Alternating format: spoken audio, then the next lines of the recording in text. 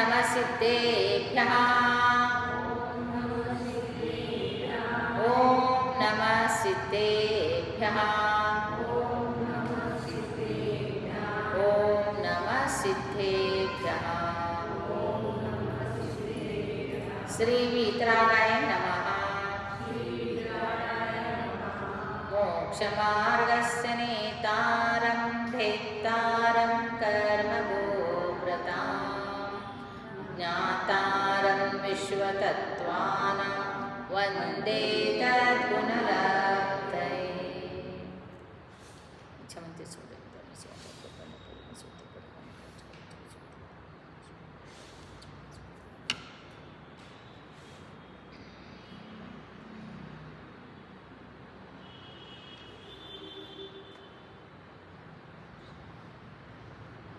अब सूत्र नंबर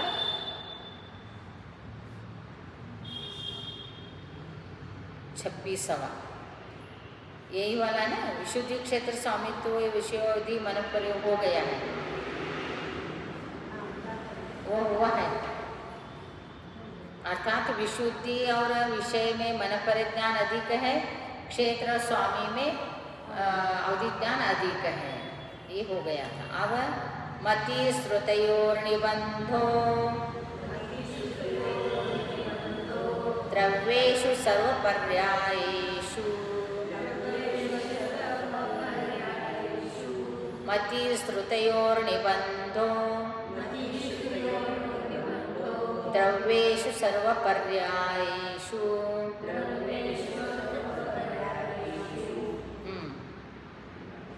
बोलो।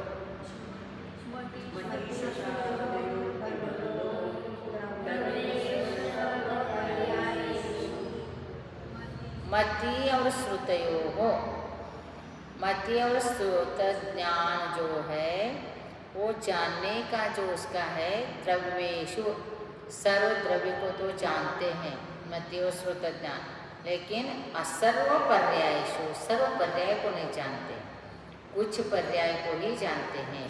मति और श्रुत ज्ञान जो है सब पर्याय को नहीं जानते हैं, कुछ पर्याय को ही जानते हैं, क्योंकि केवल ज्ञान में तो चराचर वस्तु को जाना जाता है, और ये मति श्रुत ज्ञान भले ही अमूर्तिक वस्तु को जानेंगे, अवधि मन परिज्ञान अमूर्तिक वस्तु को नहीं जानते हैं।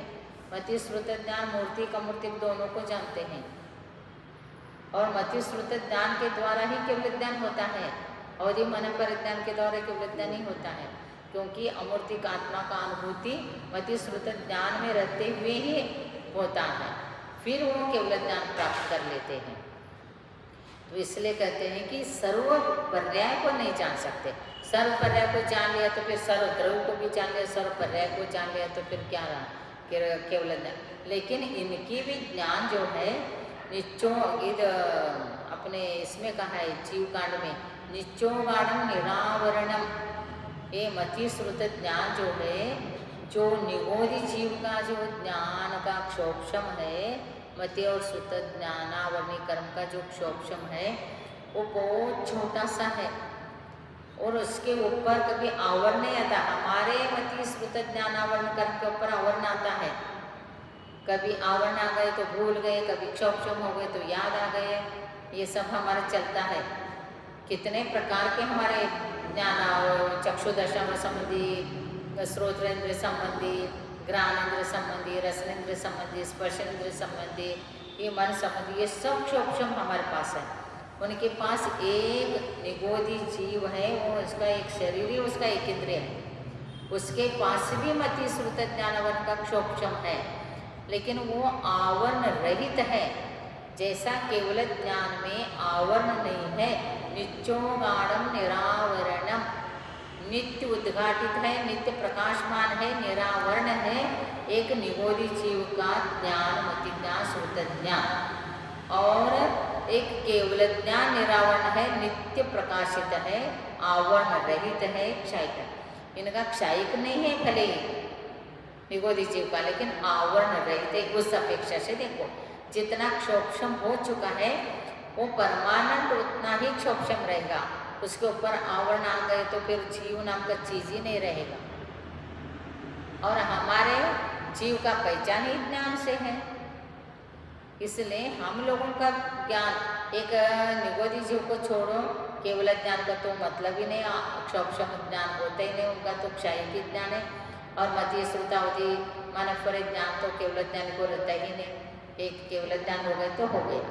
ये भी नहीं कि उनके पास मतीय श्रुतावधि मनफर है और वो दिखता नहीं है, ऐसे नहीं। जैसा सूर्य के प्रकाश में चंद्रमा तारे नहीं दिख रहे, वैसे चार ज्ञान नहीं दिखता, ऐसे नहीं, उनके पास रहता ही नहीं है। वो कर्मों का नाश ही होता है, कर्म क्षय ही हो जाते हैं। तो इसलिए उनका ज्ञान कैसे है, तो सर्व द्रव्य को भी देखने का है, मति श्रुत ज्ञान देखते हैं, और असर्व मंच कुछ पर्याय को जानते हैं, देखते हैं। ये मति श्रुत ज्ञान का बताए। और अवधि ज्ञान किसको जानते, रूपेशवदेह, रूपेशवदेह, हाँ, अवधि ज्ञान जो है रूपेशु, रूपी वस्तु को ही जानता है। अर्थात अवधि ज्ञान मूर्तिक वस्तु को ही जानता है, अमूर्तिक वस्तु को नहीं जानता। मति श्रुत ज्ञान मूर्तिक अमूर्तिक दोनों को जानते हैं। अवधि ज्ञान मनपर ज्ञान सिर्फ मूर्तिक वस्तु को जानते हैं। तो हमारा जो विचार उत्पन्न होता है, विचार उत्पन्न होने वाला है, हो चुका है, वो सब मूर्तिक है। विचार मात्र पुद्गल का रचना है। वो पुद्गल परमाणु से रचित है। हम जो बोल रहे ये भी पुद्गल है, हमारा जो अंदर थिंकिंग है, विचार है, वो भी पुद्गल है, वो मूर्तिक है। पुद्गल परमाणु, एक परमाणु भी ले लिया जाए तो भी मूर्तिक है। तो इसलिए अवधि ज्ञान मन परिज्ञान, अवधि ज्ञान की अभी बता रहे, तो ये मूर्तिक वस्तु को ही जानता है। फिर द्रव्य क्षेत्र काल भाव का मर्यादा लेके जानता है वो, क्योंकि सारे अनंत द्रव्य, अनंत गुण, अनंत आनंद पर्याय, ये सब केवल ज्ञान में आएगा। लेकिन अवधि ज्ञान में कुछ पर्याय ही उनमें आ जाएंगे, कुछ द्रव्य आएंगे, कुछ क्षेत्रीय आएंगे, कुछ समय तक के लिए आएंगे। इसलिए द्रव्य क्षेत्र काल भाव का उसका मर्यादा रहता है। फिर बोलते हैं तदनंत भागे मनःपर्यश्च, हाँ बोलो, तदनंत मनःपर्य ज्ञान जो है, मन का विषय को जानने वाला मनःपर्य ज्ञान। मनःपर्य ज्ञान किसको होता है, मनःपर्य ज्ञान किसको होता है, किसको होता है, चार गति है ना, चार गति में किसको होता है, सिर्फ मनुष्य गति में मनुष्य को ही होता है।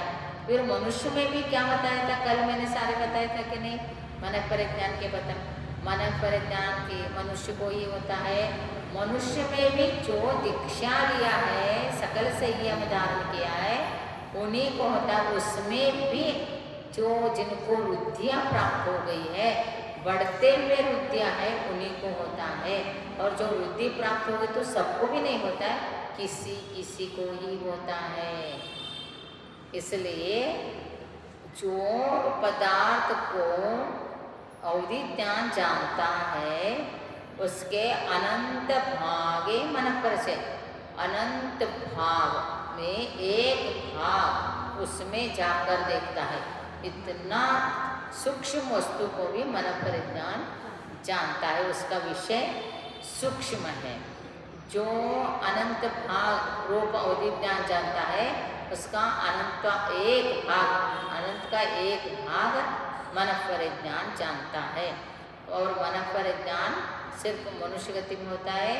अवधि ज्ञान कहाँ पर होता है, अवधि ज्ञान जो है चारों गतियों के जीव को होता है। तो सारे को नहीं होता है, नारकीय और देव को तो सबको होता है, चाहे मिथ्या दृष्टि हो चाहे सम्यक दृष्टि हो, सबको होता है। लेकिन मनुष्य और तिरंज में गुणों के धारी, जिनके पास सम्यक दर्शन है, सम्यक दृष्टि है, उन्हीं को होता है।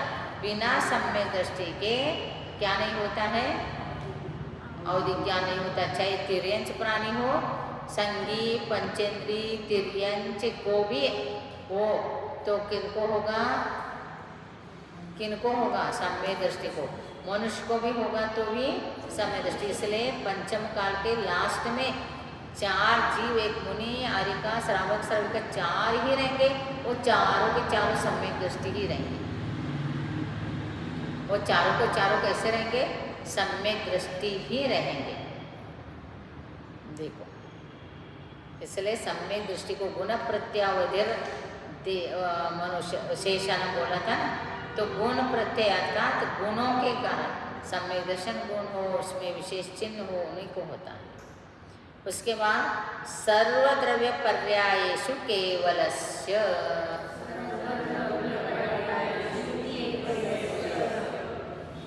केवल ज्ञान जो है क्रम से बताया, मति ज्ञान बताया, श्रुत ज्ञान बताया, अवधि ज्ञान बताया, मनःपर ज्ञान बताया।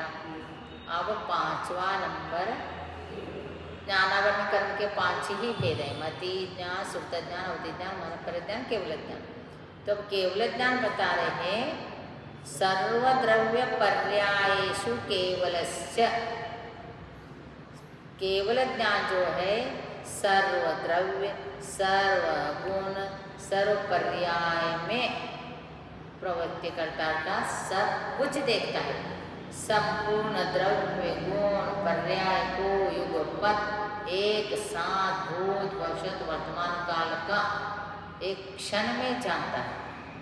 केवल ज्ञान होने की देरी, ज्ञानावरण, दर्शनावरण, मौनी और अंतराय कर्म का पर्दा हट गया, केवल ज्ञान हो गया। केवल ज्ञान होते ही एक अंतर मूर्त भी नहीं लगता है, पूरा 3 लोक के 3 काल के अनंत ज्ञान, अनंत द्रव्य, अनंत गुण, अनंत अनंत पर्याय युगपत उनके ज्ञान में झलकते हैं।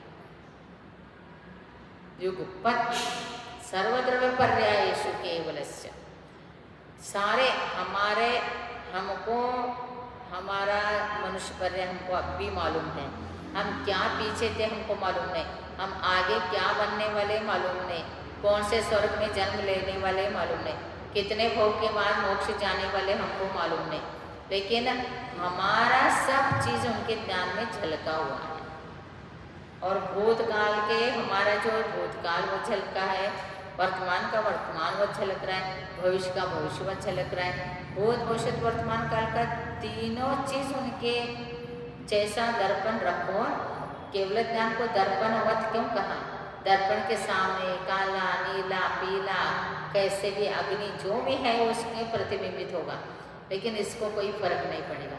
वैसे ज्ञान में सब चीज़ें प्रतिबिंबित होते हैं और उनको कोई भी विकल्प नहीं होता, उनको कोई राग नहीं, द्वेष नहीं, क्योंकि कर्मों का मोहनी कर्म ही खत्म है, तो उनको कहाँ से राग द्वेष आएगा। उनके ज्ञान में हमारा पर्याय, हमारे भाव, हम क्या बनेंगे, कब मोक्ष जाएंगे, सब उनके ज्ञान में झलका हुआ है, इसलिए वहाँ तो निश्चित हो गया। लेकिन हमारे को क्या मालूम है हम क्या बनने वाले हैं? तो हम कैसे अभी कथन कर सकते कि सब निश्चित है, जो निश्चित है वही होगा? तुम कैसे कर सकते? निश्चित तुम्हारे ज्ञान में कहाँ है? उनके ज्ञान में निश्चित हो, केवल ज्ञान में निश्चित है। वो केवल ज्ञान ही नहीं जाना है, तुमने कहाँ जाना है? तुम्हारे को अभी 1 साल के बाद क्या होगा तुमको मालूम नहीं, और तुम क्या निश्चित की बात करें? वो निश्चित जो भी है हमारा उनके ज्ञान में निश्चित है सबका हमारा। इसलिए हमको जो होने वाला है हो के रहने का ऐसे तो नहीं बोल सकते हैं। वो सिद्धांतिक बातें इस प्रकार नहीं चलता है। संसार में जो आपको करते, जब पेट भरेगा तब भरेगा, जब रोटी बनेगा तब बनेगा, जब खाना बनेगा तब बनेगा, वो भी निश्चित है, ऐसे थोड़ी करके बैठ जाते हैं। हाँ, उसमें थोड़ी ऐसे करते हैं, उसमें तो सब आप पीसना, कूटना, संवारना, बनाना, खाना सब कुछ करते हैं। तो यहाँ क्यों ऐसे करते हैं? तो इसलिए ऐसे नहीं कहना। और ऐसे कहने के बाद क्या होता है कि ये दोष आ जाता है। भगवान की वाणी जो है वो उसके वाणी के अनुसार हमको पुरुषार्थ करना है, तपस्या करना है, सम्यक दर्शन प्राप्त करने के लिए हमें पूरा पुरुषार्थ करना है। लेकिन जब काल लब्धि आता है, जब भवितव्य होता है, जब योग्यता काल लब्धि दो आना है, एक तो अर्धपुद्गल परिवर्तन काल रहना, एक काल लब्धि है, दूसरा मिथ्यात्व समय मिथ्या समय प्रकृति आदि जो प्रकृति है, या मिथ्यात्व अनंतानुमति क्रोधमान, ये 5 प्रकृति हो या 7 प्रकृति हो या 6 प्रकृति, इसका जब क्षोभम होगा तभी हमको सम्यक दर्शन प्राप्त होगा। तो इसलिए हमारे को पुरुषार्थ करना है और वो लब्धि अपने आप में प्राप्त हो जाए। जैसा पेड़ लगाया, जैसा ही पेड़ लगाया तो वैसे ही फल नहीं आ रहा है, 5 साल के बाद आएगा, 7 साल के बाद आएगा। या दादा ने लगाया वो बेटा खा रहे हैं, फिर या पोता खा रहा है, पिता का पोता खाएगा, उसके पिता ने लगाया वो अपने बेटा खाएगा। तो वो लगाया आज, खा रहे बाद, वैसे हमको पुरुषार्थ करके सब कुछ करते जाना है, फिर कर्मों में परिवर्तन होते होते सब हमको प्राप्त हो जाएगा।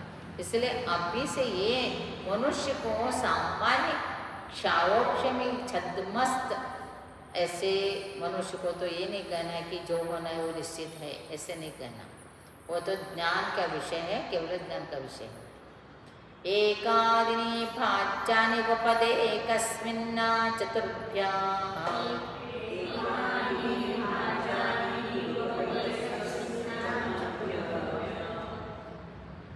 बोलो हो गए ना, एकादिनी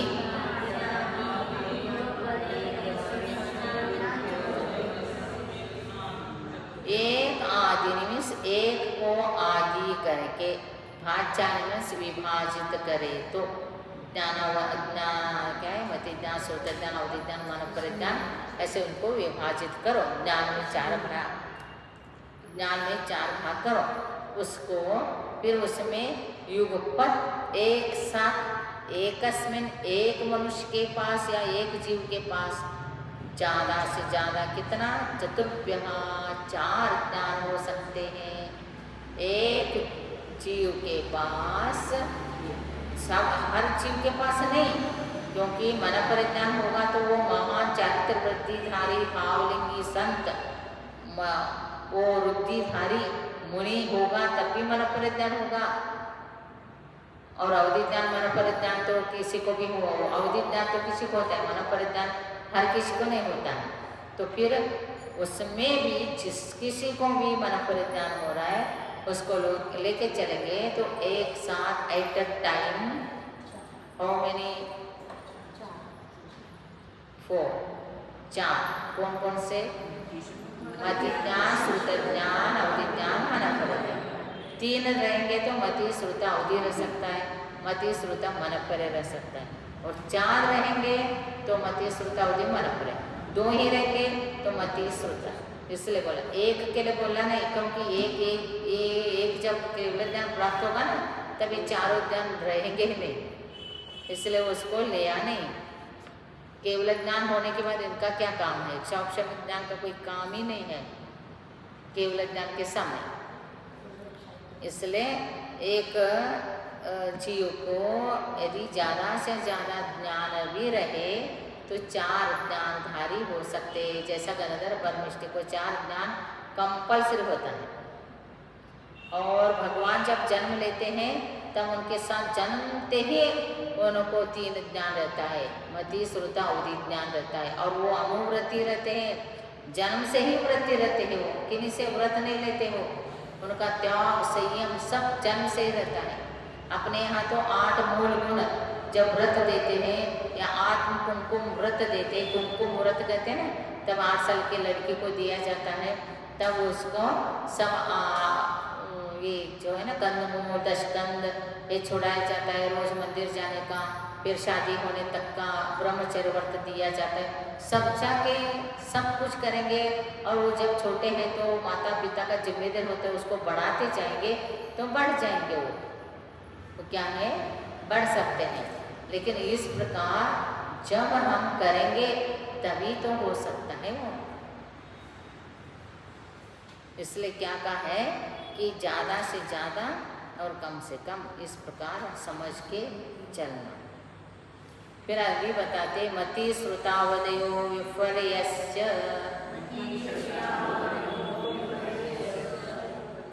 मति ज्ञान श्रुत ज्ञान अवधि ज्ञान ये तीनों ज्ञान विपरीत होता है। अर्थात कुमति ज्ञान को श्रुत ज्ञान को अवधि ज्ञान कहा जाता है। जो सम्यक दृष्टि होते हैं ना, देव और मनुष्य और तिर्यंच, सम्यक दृष्टि को ही क्या होता है, अवधि ज्ञान होता है, तो उनको को नहीं होता है। जो मनुष्य के पास सम्यक दर्शन अवधि ज्ञान हो जाए, तिर्यंच को अवधि ज्ञान हो जाए, तो उसका सु अवधि ज्ञान ही रहेगा, को नहीं रहेगा। लेकिन कुमति को श्रुत ज्ञान तो रह सकता है, क्योंकि जो मिथ्या दृष्टि है, अज्ञानी है, वो क्या करता है कि जितना भी अच्छा चीज़ है उसको गलत बोलता है, उसकी बुद्धि कुबुद्धि है। और नरक में जो मिथ्या दृष्टि है वो कुअवधिज्ञानी है, और स्वर्ग में भी कोई मिथ्या दृष्टि होगा तो मिथ्या दृष्टि का ज्ञान सच्चा समझ, क्योंकि जो मिथ्या दृष्टि होता है सब गलत ही समझता है। ऐसे नहीं, जो भी व्यंतरवासी देव होते हैं तो भूत पिशाची आदि, देखो वो बोलते हैं ना कि इनको ये परेशान करते, वो परेशान करते, वो क्योंकि कुमति कुश्रुत कुअवधि ज्ञान रहता है उनको। कुअवधि का ज्ञान का मतलब क्या है, जो वस्तु है वैसे है, लेकिन उसको वो अच्छा चीज़ को भूल जाते और खराब को याद रखते और फिर आपस में लड़ने लगते। इसने मेरे को ऐसे किया था, मेरा जमीन को हड़प लिया था, मेरा संपत्ति हड़प लिया था, मेरी स्त्री को हड़प लिया था, ऐसे किया था, वैसे किया था, एक दूसरे के साथ चलता है। वो को अवधि ज्ञान से सब पीछे का खराब झगड़ा पिगड़ा ये सब जान के मारना पीटना परेशान करना तकलीफ देना ये करते रहते। वो उद्योग ही वही है, वो नर्क में दूसरे कोई उद्योग है नहीं। उधर क्या काम है, बस जानो, मारपीट करो, परेशानी करो, अशांति फैलाओ, स्वतः भी दुखी रहो, दूसरे को भी दुख दे। एक को अवधि ज्ञान वाला करता है। और कुमति को श्रुत इधर मनुष्य में भी जिसकी बुद्धि कुबुद्धि होती है, अज्ञानी होता है, जिसको ज्ञान नहीं है, धर्म का ज्ञान नहीं, तत्व का ज्ञान नहीं, गुरु देव शास्त्र के प्रति श्रद्धा भक्ति विवेक नहीं है, वो हर टाइम में धर्म को भी नाम रखता है, गुरु को भी नाम रखता है, धर्म का भी निंदा करता है, गुरु का भी निंदा करता है। वो इतना गंदे बातें भी करता है और गंदे व्यवहार करता है। तो ये सारे कुमति कुश्रुत वाले ही होते हैं। और जो अच्छे करते हैं, जितना अच्छा चीज़ों को ग्रहण करके मन प्रसन्न करते, स्वयं सुखी रहते, दूसरे को सुखी रहने देते, स्वयं शांति से रहते, दूसरे को शांति से रहने देते, वो सुबुद्धि वाला होता है। उनका बुद्धि सुमति सुश्रुत है। समझ में आ गया? अब बताते हैं सदसतोर विशेषा द्रक्षोपलब्धेरुन्मत्तवत्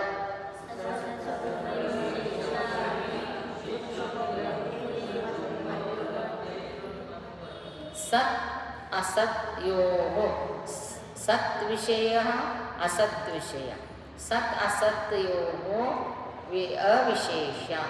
सत वस्तु और असत वस्तु में विशेष ज्ञान न होने के कारण उसका विशेष ज्ञान ही नहीं, उसका विवेक ही नहीं, ये सत्य है ये असत्य है, ये झूठ है ये सच्चा है, इसका ज्ञान नहीं होने के बाद वो क्या करता है, यत्रोपलब्धेरुन्मत्त अत्र यत्रोपलब्धि करता है यत् उच्च, जैसा मन में आए, जैसा मुंह में आया वैसे बोलता चलता है।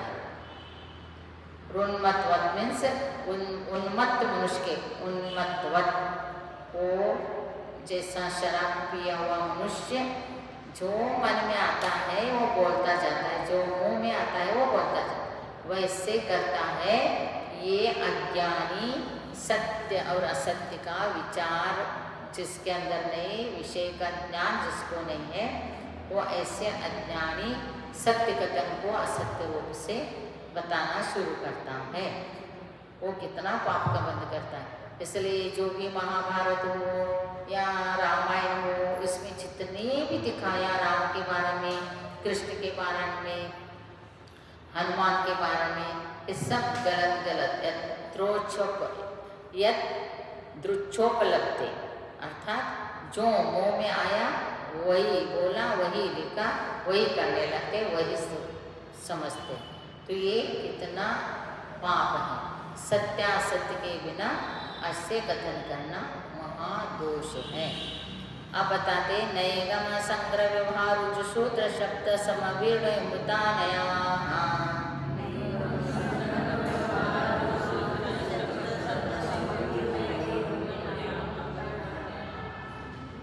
सात नए हैं। कितने नए हैं? सात नए। व्यवहार नए, निश्चय नए, वो सब इसी में आ जाता है। नैगम नए, संग्रह नए, व्यवहार नए, रुजुसूत्र नए, शब्द नए, समवीर्ण नए एवं बुद्ध नए, ऐसे नए हैं सात। तो नैगम नए किसको कहते हैं? जैसा निक्षेप में द्रव्य निक्षेप आया था कि नहीं, द्रव्य भूतकाल का, भविष्य काल का, वर्तमान काल में कथन करने वाला, वैसे ही नैगम नए भी ऐसे ही काम करता है।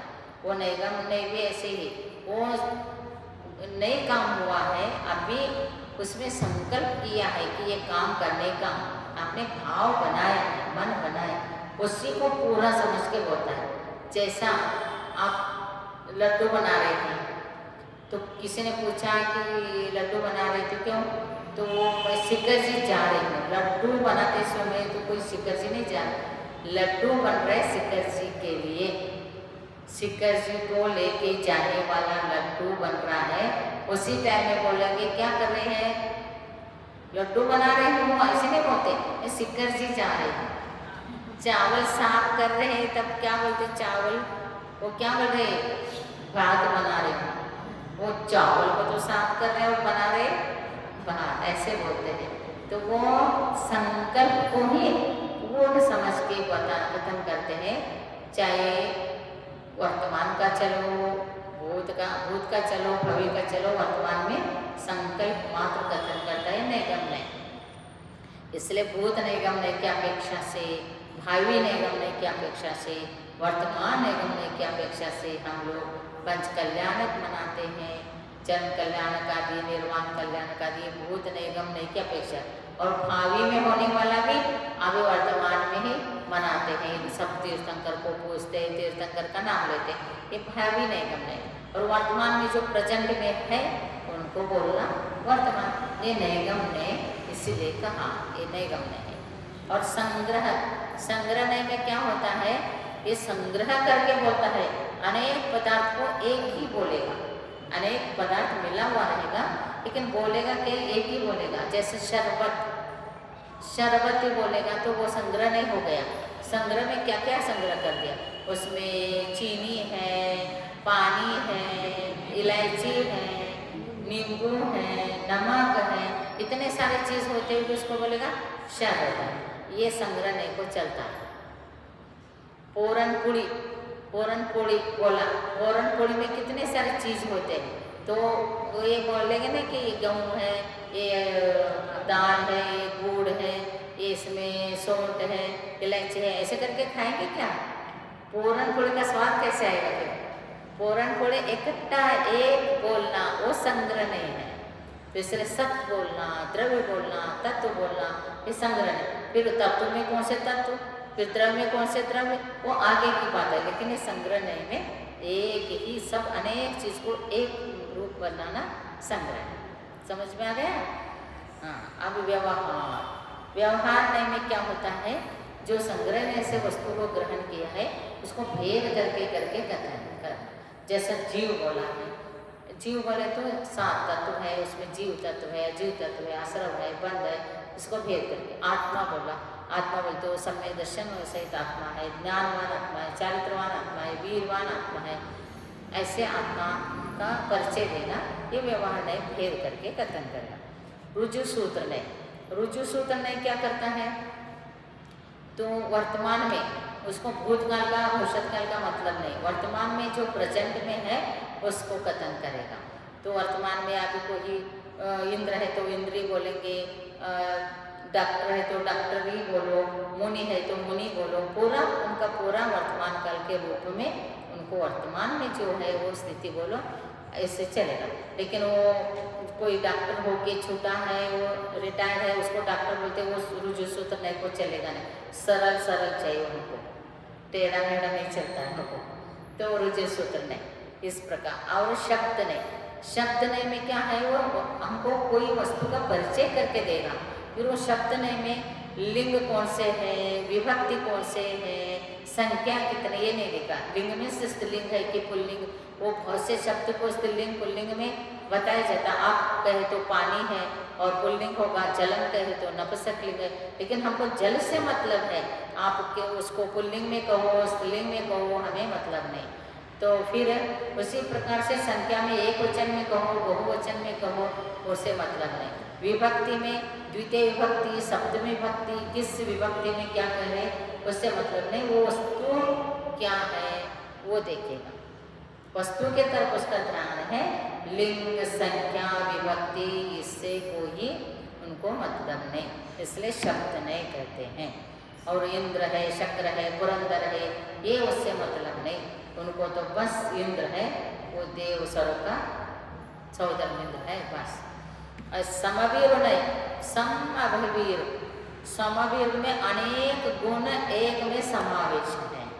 अनेक गुण होंगे, लेकिन हम एक चीज से हमको उनको पहचानना है, अलग अलग चीज से, अलग अलग गुणों से नहीं पहचान। जैसे गाय है तो गो कहो, गो कहे तो गाय, उसको पशु भी कहेगा कोई तो चलेगा इसको, लेकिन जो गाय है, गाय का वो गुण है, वो सारे गाय बैठे हैं, खड़ा है, चल रहा है, इससे मतलब नहीं। और उसको किसी ने गाय को, गो को पशु कह दिया, तो समवीर में अंतर्गर्भित है इसके गाय कौन से है, गाय में क्या गुण है, भैंस का क्या गुण है, ये सब उनके समवीर में अंतर्गर्भित है। और एवं उतने जैसा भाव निक्षेप में तत्काल उसी टाइम में जो होता है वही चाहिए, आगे पीछे एक मिनट का इधर का उधर नहीं चाहिए। तो एवं उतने में भी, वर्तमान में भी, वर्तमान पूरा तो कौन से नहीं को चलेगा, रुजु सूत्र नहीं को, लेकिन एवं उतने को पूरा वर्तमान भी नहीं चाहिए। जिस समय में जो चीज़ कर रहा है प्रेजेंट में, उतना ही देर के लिए वो बोलेगा। ध्यान कर रहे हैं तब भी उनको मुनि बने बोलेगा, आहार कर रहे तो नहीं बोलेगा, वो चल रहे तो नहीं बोलेगा। देखो वो क्या है, वो एवं उतने, वैसे भाव निक्षेप भी है। तो इस प्रकार से अलग अलग नयों से, अलग अलग प्रकार से वस्तु को जानकर तत्व ज्ञान को प्राप्त करे तो ठीक है, नहीं तो ये नए को छोड़ दिया और बस सिर्फ शुद्धात्मा शुद्धात्मा आत्मा शुद्ध है कहते बैठेंगे तो नहीं चलेगा। तो यही है वही है ऐसे नहीं, अनेकांतमय जैन धर्म है, तो इसलिए विचार में अनेकांत, वाणी में शाद्वाद और आचरण में अहिंसा, ये सब होना, और जीवन में अपरिग्रह, ये चार जिनके अंदर होंगे वो सच्चा धर्मात्मा बन के धर्म करेगा, जानेगा, दूसरे को भी बताएगा।